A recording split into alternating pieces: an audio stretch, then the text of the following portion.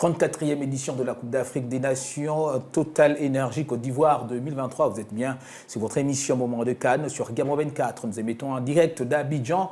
Nous allons parler de football et encore de football, mais pas seulement, puisqu'aujourd'hui nous avons un invité un peu spécial.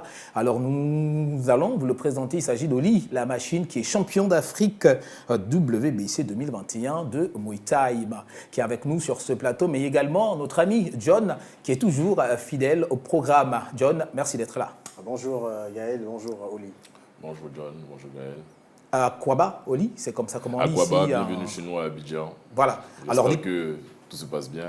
Ouais. Oui, ça va, jusque-là, ça va. On espère qu'au fur et à mesure que nous allons également évoluer dans notre séjour, les choses vont encore davantage s'améliorer.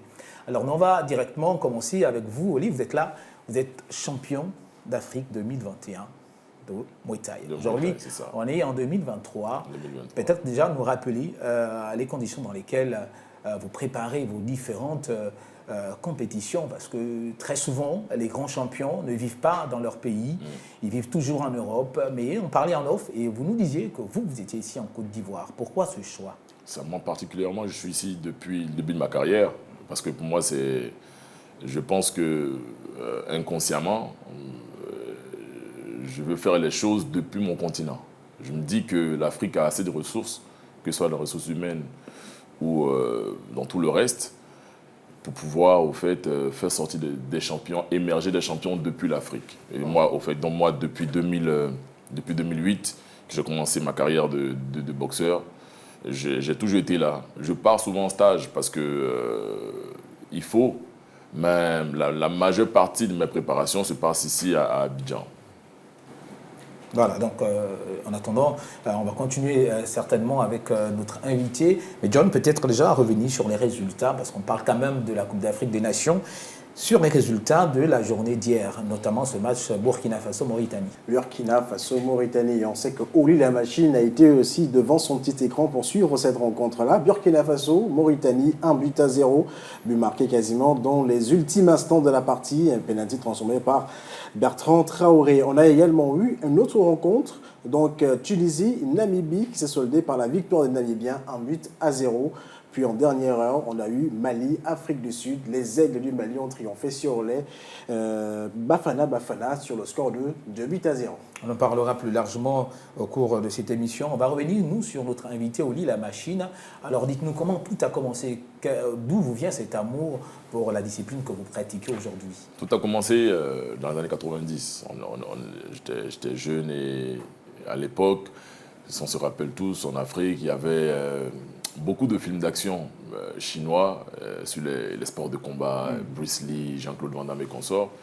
Et c'est quand j'ai regardé le film Kickboxer de Jean-Claude Van Damme, dans les années 90, que ça m'a donné envie de pratiquer ce truc. On le mimait au quartier déjà avec les amis. D'autres étaient des bandits, nous les braves, d'autres étaient Van Damme et trucs. On m'appelait même Jean-Claude Van Damme. Ouais. Moi, je n'ai pas grandi à Abidjan, j'ai grandi dans une petite ville, de la Côte d'Ivoire qui a 6-8 heures d'Abidjan, Soubré. Et là-bas, comme ça, on mimait. On s'amusait comme ça. Il n'y a rien qui prédisait que j'allais devenir boxeur, rien du tout. Et en 2008, je commence à m'entraîner. Et quand j'arrive à Abidjan en 2003, 5 ans après, je commence à m'entraîner de fil en aiguille. Aujourd'hui, c'est Oli la machine. Et quand vous regardez votre parcours, est-ce que vous êtes satisfait déjà depuis le début de votre carrière de ce que vous avez déjà pu réaliser en tant que kickboxer? Personnellement, oui. Personnellement, oui. Je pense que j'ai des proches qui me disaient, on en parlait tout à l'heure, si tu étais parti en Europe, aux États-Unis, tu aurais eu la carrière que tu méritais et tout. Mais moi, je ne suis pas dans cette démarche-là. Tu vois, j'ai 40 combats depuis 2012, 40 combats, j'ai 32 victoires, 8 défaites et 15 avant la limite. 15 victoires avant la limite. Je suis champion du monde de kickboxing, champion d'Afrique de Muay Thai, champion intercontinental de kickboxing. J'ai été approché par les plus grosses organisations dans le monde. Mais au fait, pour moi, préparer les futurs champions d'Afrique africains qui viennent de l'Afrique, moi, au fait, c'est ma vraie mission depuis, je vais vous dire quoi, depuis 2013. que j'avais déjà créé ma première association sportive où je forme les jeunes Ivoiriens, tout ça. Je donne des conseils aussi à plein d'athlètes africains, aussi que ce soit au Togo, au Burkina, au Mali, pour ceux qui au Sénégal, tout ça, en Guinée. Et même au Gabon, j'ai une fédération là-bas de boxe thaï avec qui je parle souvent. Et voilà, pour moi, c'est ça. Je pense que voilà, j'ai ce que je mérite parce que c'est les choix que j'ai faits. D'accord. Et en ce qui concerne le Gabon, parce que vous l'évoquez, il y a quand même un kicker qui est aussi au Gabon, Ezekiel Yeleondos, parce que vous le connaissez. J'ai entendu parler. Voilà. Donc lui également est quand même parmi les meilleurs hein, dans ce qui concerne le Muay Thai. Est-ce que vous l'avez déjà, enfin vous dites que vous avez entendu parler de lui, mais est-ce que vous avez déjà vu au moins comment ça se passe avec lui? Non, franchement, je n'ai pas encore vu un de ses combats. J'en ai entendu parler. Et comme je dis, je parle avec la fédération de Muay Thai qui est au Gabon. On avait discuté, je vais même venir faire un stage là-bas, tout ça. Et ça, je pense que c'est encore en projet. C'est encore en projet. Et je n'ai pas encore vu ses combats, mais on m'a dit beaucoup de bien de lui. Et voilà, moi, je ne sais pas s'il s'entraîne au Gabon ou il s'entraîne où. Au Maroc. Au Maroc. Il est encore en Afrique. Mais pour moi, au fait, je pense qu'il y a les ressources humaines ici. Il faut mettre le cadre derrière, la volonté politique derrière, de créer des champions made in Africa. À ce moment-là, je pense que d'ici 5-10 ans, et ça va arriver, parce que des gens comme lui, quand ils vont revenir au pays avec leur expérience et consorts, ils donneront ça aux autres, ils sauront comment les coacher, les guider, et ça ira plus vite. Ça ira plus vite. Il y aura des Ngannou made in Afrique qui quitteront ici et d'ici, qui partiront, qui feront des choses et qui reviendront dormir, s'entraîner au pays et repartir. Ça, c'est ma mission, ça. De toute façon, on espère que c'est une mission qui va marcher. C'est tout le bien qu'on vous souhaite. Puisqu'on parle de belles histoires, John, il y a cette belle histoire de la Namibie qui, pour la première fois de son histoire, a remporté un match de Cannes. Peut-être nous en parler rapidement. Un petit commentaire, une analyse, John. Justement, la Namibie qui jouait sa 4e participation donc à la Coupe d'Afrique des Nations. Bizarrement quand même, 4e, 34, il y a toujours le chiffre 4. Et on peut remarquer quand même que cette victoire a été, certes peut-être poussive, parce qu'elle a été largement dominée par la Tunisie, qui avait 62% de possession de balle, et elle à peine 34 seulement. Mais elle a réussi quand même à venir à bout de la Tunisie, qui est quand même un gros morceau du continent, 1-0. On sait que la majorité des joueurs namibiens jouent quasiment au pays ou alors en Afrique du Sud, qui est un championnat qui est beaucoup exploité par les Namibiens. Qu'est-ce qu'on peut dire de cette victoire-là? C'est la première victoire de la Namibie en Coupe d'Afrique des Nations en cas de participation. Moi, je pense qu'aujourd'hui, dans le foot, une fois qu'une équipe, même dans le sport, une fois qu'un athlète ou une équipe arrive en compétition officielle, il faut se méfier, au fait. Il n'y a pas de petits adversaires. Je pense que les Tunisiens, ils ont une grosse expérience sur le continent. C'est l'une des grosses équipes. Ils ont un gros passif dans la CAN. Et nous, les Ivoiriens, les Tunisiens, nous ont beaucoup fatigués avec la SEC et l'Espérance de Tunis. On a une longue histoire, tout ça. Et voilà Namibie, là, sa 4e participation, accrocher une victoire dans les dernières minutes. Après s'être fait dominer aussi largement, c'est pour dire qu'au fait, il ne faut rien lâcher. Et quand tu es en face d'un adversaire ou d'une équipe qui est... Il faut négliger personne, au fait. Il ne faut pas donner l'opportunité à qui que ce soit, quand tu es en compétition, de tirer son épingle du jeu. Si tu peux terminer le combat, tu termines. Un match, c'est comme un combat. Si tu peux terminer, tu termines. Justement, un match, c'est comme un combat. C'est comme un combat. Comment vous vous sentez après avoir été dominé toute une partie, mais vous gagnez finalement à la fin? Est-ce que vous, dans vos expériences, est-ce que vous avez vécu ce genre de situation? Personnellement, 2 fois. Mais c'est des choses, au fait, ça te donne ce truc-là, la Rocky, tu sais, c'est comme dans le film. Tu vois, tu te dis, tu te en souffrance. Et puis tu trouves la force, tu puisses la force dans ton passé, dans ce que tu veux. Et là, tu pousses. Et tout peut se jouer sur une action. C'est comme là dans le match, tout peut se jouer sur une action. Tu mets le coup qu'il faut au combat, le combat il s'arrête là. Tu mets un KO, tu gagnes. Tu vois. Et c'est comme en Namibie, là, ils mettent un but, c'est fini, c'est collé, ça ne bouge plus. Mais c'est une sensation qui est extraordinaire parce qu'au fait, c'est comme si tu revenais des enfers, au fait. D'accord, justement, vous parlez de puiser dans le passé. Généralement, quand on regarde des films de combat, vous avez pris l'exemple de Rocky, quand il est au sol, il y a des images qui reviennent de son enfance, de tout ce qu'il a subi. Est-ce que dans la réalité, c'est effectivement ce qui se passe dans l'esprit? Non, du tout. Ça, c'est des films. Au moins, le terrain est tellement... pendant l'action, c'est tellement chaud. Tu n'as pas le temps de penser à tout ça. Tu te dis juste que tu as tellement travaillé dur que là, tu ne dois pas lâcher. Mais les histoires, tu penses à ta maman, à ton tonton qui criait, ton maître, ah vas-y, nanani, prends, fais-le pour moi. Non, non, non. Ce sont les histoires des films, là. C'est Voilà, au moins ça nous rassure. Tout ça. Ouais. D'accord. Kennedy, peut-être nous rappeler le classement de la poule D. Le classement pour savoir qui est devant, qui fait quoi, qui doit faire quoi pour les prochaines journées. Et voilà, justement, pour le classement de la poule D, c'est le Burkina Faso qui mène les débats avec 3 points au compteur. Donc l'Algérie, deuxième avec 1 point. L'Angola donc suit avec 1 point également. Et la Mauritanie ferme la marche avec 0 point. Classement du groupe D, le Burkina Faso semble bien parti pour ces débuts de première journée. Et en ce qui concerne la poule E, John. Oui, justement, la poule E, où on retrouve le Mali, Namibie, Tunisie et Afrique du Sud. Le classement, il est tel que déjà il est lancé, puisqu'on a le Mali qui domine avec 3 points, suivi de la Namibie, donc 3 points également. La Tunisie et l'Afrique du Sud ferment la marche avec 0 point au compteur, puisqu'elles ont été fermement battues par leurs adversaires respectifs. Alors, nous, on va revenir sur une autre invitée, John.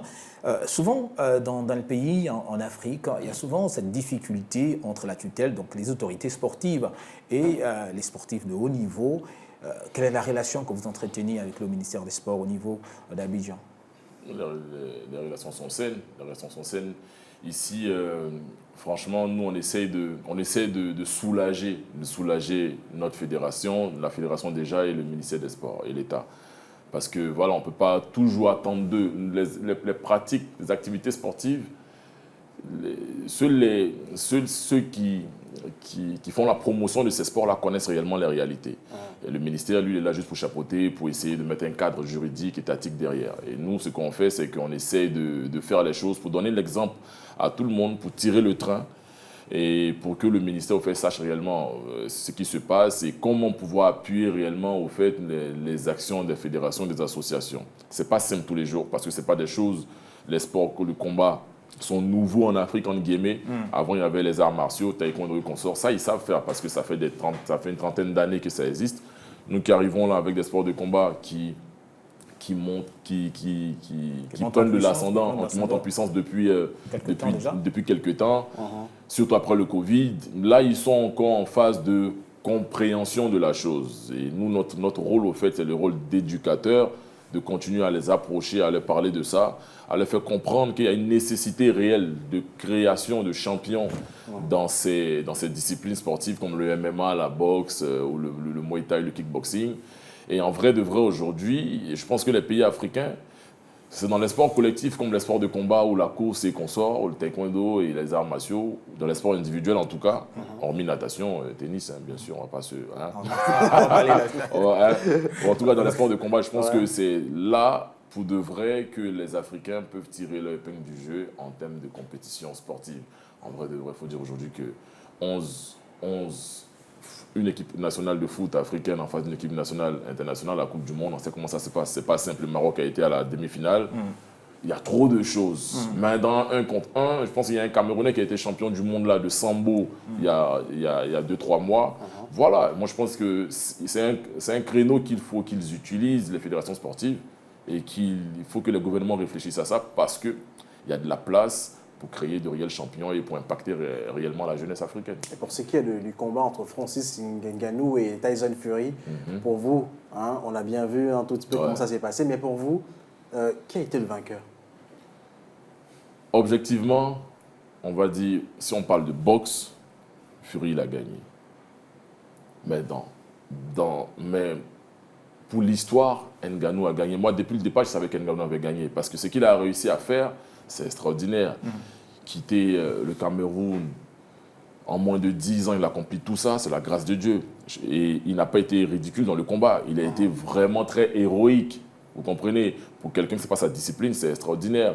Je pense que s'il y a un match retour Fury-Ngannou, ça ne sera pas la même physionomie. Je pense que Ngannou, là, il a compris le jeu. Il sait ce qui se passe. Et il sait qu'aujourd'hui, pour gagner un combat, c'est comme je disais, à ce niveau-là de compétition contre ce genre de champion, il faut les mettre au tapis. Et il a réussi une fois. Malheureusement, il s'est relevé. Je pense que pour la prochaine fois, s'ils se recroisent, ça va faire très, très, très mal. Fury va souffrir. Et là, il y a Anthony Joshua qui arrive. Vous allez voir qu'Ngannou, il ne va pas rigoler. Parce qu'il sait comment il doit gagner le combat maintenant. Très bien, nous on va poursuivre avec John. Ouais.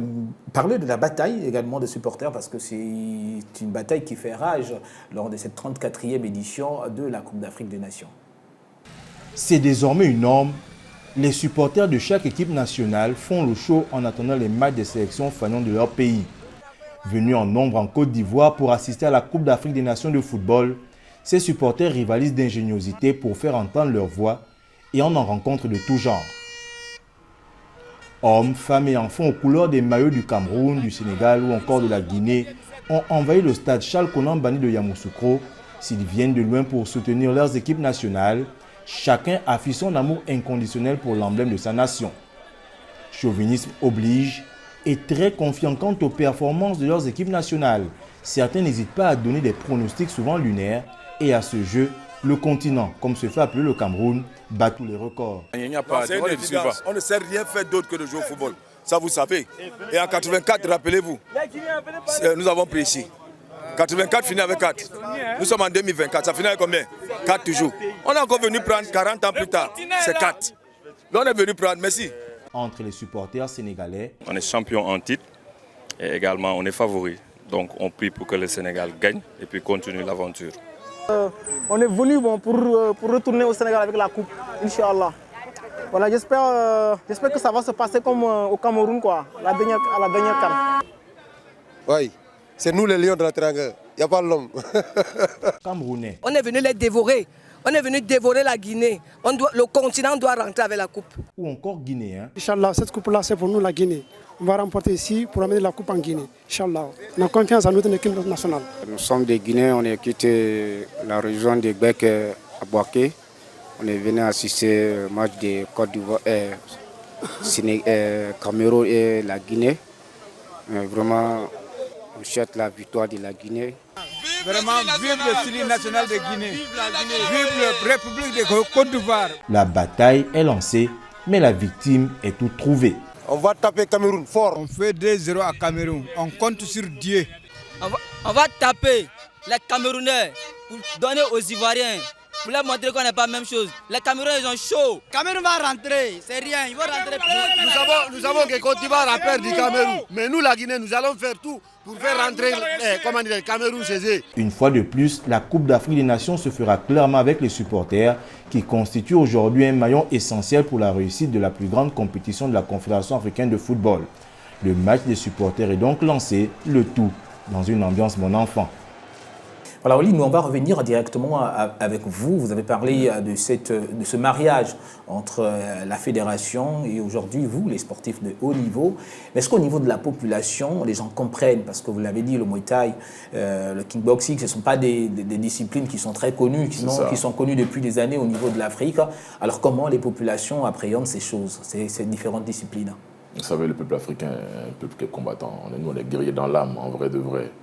Et aujourd'hui, ils ont tous envie, tous ces jeunes, en tout cas, que je côtoie, ou tous les échanges que j'ai sur les réseaux, le soutien que j'ai sur les réseaux. Il faut dire que, mine de rien, chaque année, ma couverture sur les réseaux, elle est autour de 10-15 millions de personnes quand même qui suivent l'activité. Vous imaginez pour Ngannou et pour les autres.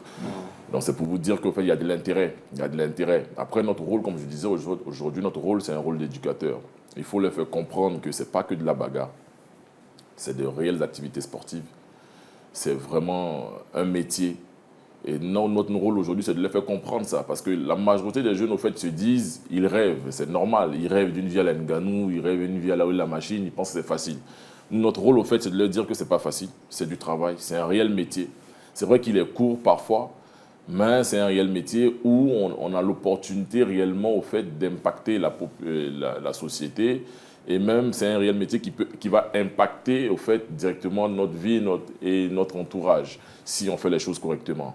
Parce qu'après, le combattant, on peut finir, si on a bien fait ses devoirs, normalement, après être combattant, tu finis entraîneur, tu finis propriétaire, président d'association, tu peux finir promoteur, tu peux ouvrir un centre sportif avec tous les contacts que tu te seras fait dans le milieu. Et moi, au fait, je le dis tout le temps, qu'ils ne pensent pas qu'au ring. Il n'y a pas que le ring.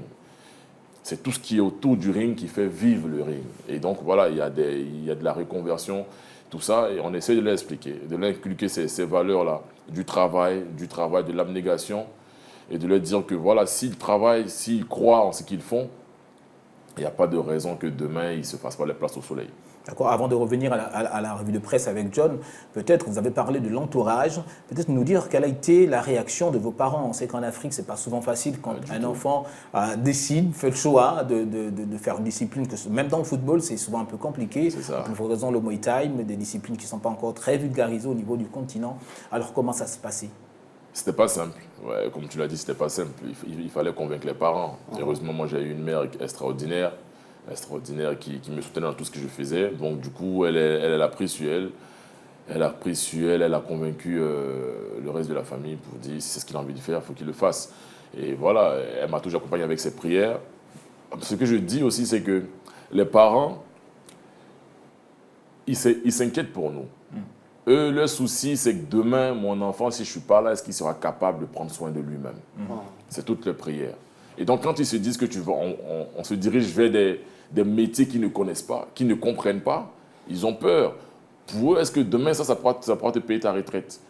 Est-ce que ça, quand tu seras vieux, tu pourras? Est-ce que c'est des questions? Et donc, au bout d'un moment, si la personne en face arrive à expliquer son projet à ses parents et démontre par son travail que c'est ce qu'il réellement il veut faire, ben je pense que les parents africains, au bout d'un moment, ils vont finir par accepter. Mais ce n'est pas simple. Je connais plein de gens dans le cas qui doivent batailler tous les jours pour faire comprendre les choses à leurs parents. Et une fois qu'ils commencent à sortir un peu la tête de l'eau, faire un voyage, ils reviennent et qu'ils ont des salaires et qu'on sort, les parents voient que leur vie change. Là, ils se posent « Ah, d'accord. Il y a quelque chose à faire. » Donc là, ils commencent à pousser. Mais c'est normal. Ce qu'on ne connaît pas, on combat toujours. C'est normal. Justement, c'est la nature de l'homme. C'est toujours comme ça. Alors, John, peut-être revenir rapidement avec vous sur la revue de presse que lisent les journaux en ce qui concerne la Coupe d'Afrique des Nations. Voilà, en ce qui concerne la Coupe d'Afrique des Nations, justement, Mapessi, il y a beaucoup d'informations. Commençons d'abord par la Namibie, avec Jeune Afrique qui titre « La Namibie crée l'exploit », puisque c'est une victoire historique que vient de signer la Namibie dans cette CAN 2023, et à l'inverse d'une grosse contre-performance pour la Tunisie, qui s'effondre en toute fin de match pour s'incliner 1-0, donc le mardi à Korogo. Deon Otto a inscrit le but de la victoire à 2 minutes de la fin du temps réglementaire pour écrire l'histoire de la Namibie avec son premier succès en 4 participations. On parle aussi du coach de la Tunisie, donc Jalal Kadri. Selon Africa Top Sport, le coach de la Tunisie demande pardon au peuple tunisien. Le sélectionneur de la Tunisie a expliqué la défaite de son équipe contre la Namibie pour le premier match du groupe E par les difficultés tactiques qu'a rencontré ses joueurs face à la Namibie. Il a dit, je cite, « Nous sommes très déçus, je demande pardon à nos supporters. Les matchs d'ouverture sont toujours difficiles. On a vu ça depuis le début du tournoi. Nous avons eu des difficultés tactiques en première période. On a failli, dans l'impact physique aussi. La sortie de Kenissi ne nous a pas arrangé. En seconde période, nous avons eu 2-3 chances, autant pour moi, mais elles ne les ont pas mises dedans. Je pense qu'il n'y a pas de petite ou de grande équipe durant cette CAN, a analysé le coach tunisien. En dépit de ces résultats décevants, Jalal Kadri ne perd pas espoir pour la qualification au second tour. On parle aussi de Vincent Aboubakar. Donc, selon Camer Info, il devrait être out pour toute la Coupe d'Afrique des Nations, ou du moins avant la fin de la compétition, puisqu'en effet, le capitaine des Lions Indomptables souffre d'une petite déchirure à la cuisse et devra minimum avoir plusieurs jours d'arrêt, selon les informations parvenues à notre rédaction. Donc, en ce qui concerne Camer Info, donc Vincent Aboubakar ne pourra pas être de retour avant début février. Ainsi, il est clair que le joueur de Beşiktaş manquera l'ensemble de la phase de poule de cette CAN 2023 avec les Lions Indomptables. Il ne sera donc pas présent vendredi prochain, alors que les Lions Indomptables affronteront les Lions de la Teranga à 14h heure locale. Il manquera aussi la rencontre face à la Gambie quelques jours plus tard et pourrait aussi manquer le 8e de finale en cas de qualification des Lions. Un retour n'est envisageable à ce jour qu'en cas de qualification du 15e championnat d'Afrique pour les quarts de finale. Et pour finir, on parle du Gabon aussi, certes n'est pas qualifié, mais son entraîneur et son adjoint, donc on parle bien sûr de ce qui est de Thierry Mouyouma et Cédric Moubamba, puisque pas de version officielle en ce qui concerne l'objet de leur séjour au pays des éléphants, mais selon certaines informations, donc sur place, les 2 techniciens seraient plus en mission de terrain où évoluent 3 adversaires du Gabon pour les éliminatoires de la Coupe du Monde. En matière de coaching des sélections nationales, nul doute que le coach a sa méthode de travail et Thierry Mouima a bel et bien les siennes, présent en ce moment en Côte d'Ivoire avec son adjoint. Et après une mission de terrain en France, pour le moment, aucune information officielle sur le motif de leur séjour en terre ivoirienne. Mais selon certains confrères sur place, les 2 techniciens gabonais auraient d'une part reçu une invitation des organisateurs, j'y arrive, de la compétition, mais seraient surtout en mission de terrain. Autrement dit, le regard proche des systèmes de jeu et autres informations de certaines équipes adversaires du Gabon, dont les éliminatoires de la Coupe du Monde. En effet, puisque lors de la signature de son contrat, l'objectif premier qui avait été assigné à Mouima était la qualification pour la CAN 2025. Mais en attendant le tirage de sort de cette CAN, c'est certainement conscient de cet objectif assigné qu'ils veulent aussi se servir des éliminatoires de la Coupe du Monde pour constituer un groupe de choc. Merci John pour cette revue de presse.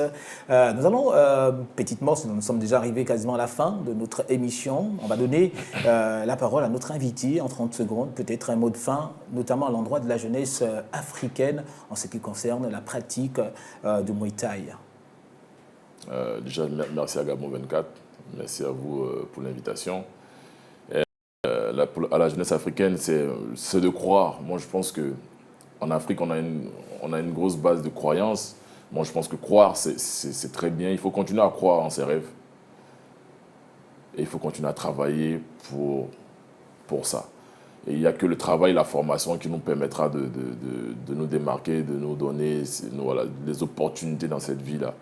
Et voilà, la boxe thaï ou le sport en général ou dans tout, dans l'entrepreneuriat, dans ce que vous voulez, je pense qu'il faut cette dose-là un peu de folie, mais derrière, en vrai, de foi et de travail au quotidien. C'est ça qui est la clé. On finit avec peut-être une petite question. Gabon, Côte d'Ivoire ou Côte d'Ivoire, Gabon pour les éliminatoires de la Coupe du Monde, qui gagne? Quand même. Quelle question, les gars. Quelle question. Ouais, vous n'êtes même pas venu jouer la CAN. Quand même. On veut aller en Coupe du Monde. Oh. non, mais le Gabon est une très belle équipe. Je ne sais pas si Aubameyang il joue toujours. Il joue toujours, oui. Voilà. Après, c'est un très grand joueur, vous avez une bonne équipe, mais après, voilà, c'est nous les éléphants. D'accord, voilà, c'est sur ces mots du champion Oli, la machine, champion d'Afrique WBC 2021 de Muay Thai, que nous refermons ces moments de Cannes. Merci également à John Fitzgerald, qui est toujours là, fidèle au programme des moments de Cannes. Merci également à tous nos techniciens qui nous aident d'ici à Abidjan à vous fournir toutes ces belles images, toutes ces informations sur la 34e édition de la Coupe d'Afrique Total Énergie Côte d'Ivoire 2023. Moment de Cannes, on se donne rendez-vous demain pour un nouveau numéro.